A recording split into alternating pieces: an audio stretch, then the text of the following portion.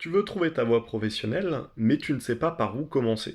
Eh bien, tu fais partie des très nombreuses personnes, peut-être qui viennent d'avoir leur bac ou ont commencé des études qui ne leur plaisent pas, ou peut-être ont commencé à faire des boulots qui ne leur plaisent pas non plus. Et donc, du coup, tu te poses la question, qu'est-ce que j'aimerais faire professionnellement?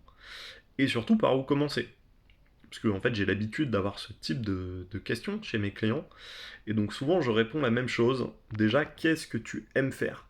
En fait, on connaît tous des gens autour de nous qui sont passionnés par ce qu'ils font. On les voit, on voit qu'ils évoluent, qui font plein de projets, qui passent leur temps à se former.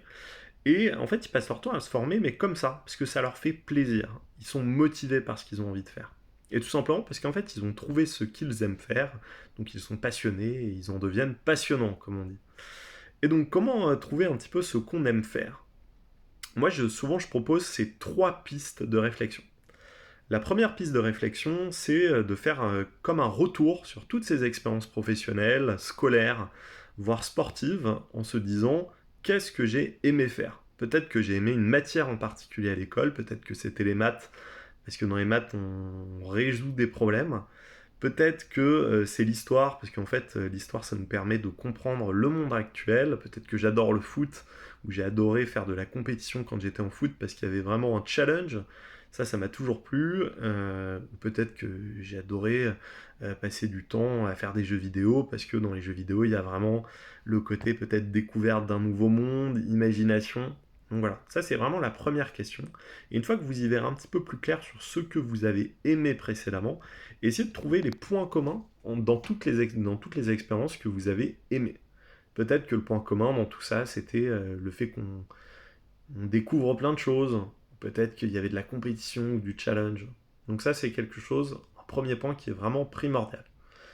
Deuxièmement, qu'est-ce que vous aimez faire dans votre temps libre? Et qu'est-ce que vous faites finalement aussi gratuitement? Est-ce que vous aimez faire du shopping?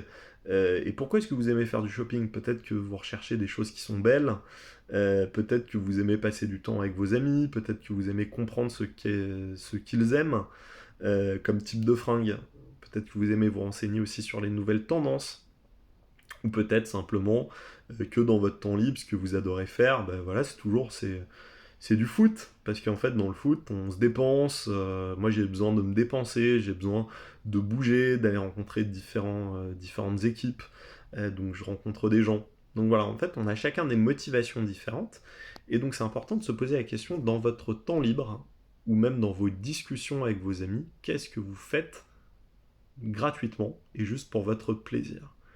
Donc ça c'est la deuxième chose. Et enfin la troisième chose, c'est vous poser la question, quand vous étiez enfant, qu'est-ce que vous aimiez faire?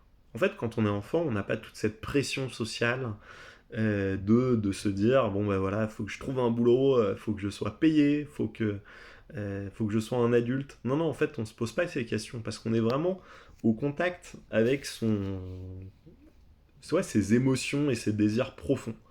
Est-ce que vous aimiez peut-être faire des jeux de construction? Pourquoi? Est-ce que vous aimiez être dans la cour de récré avec vos potes?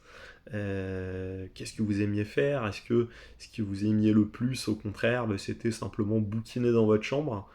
Donc voilà, toujours vous poser ces questions.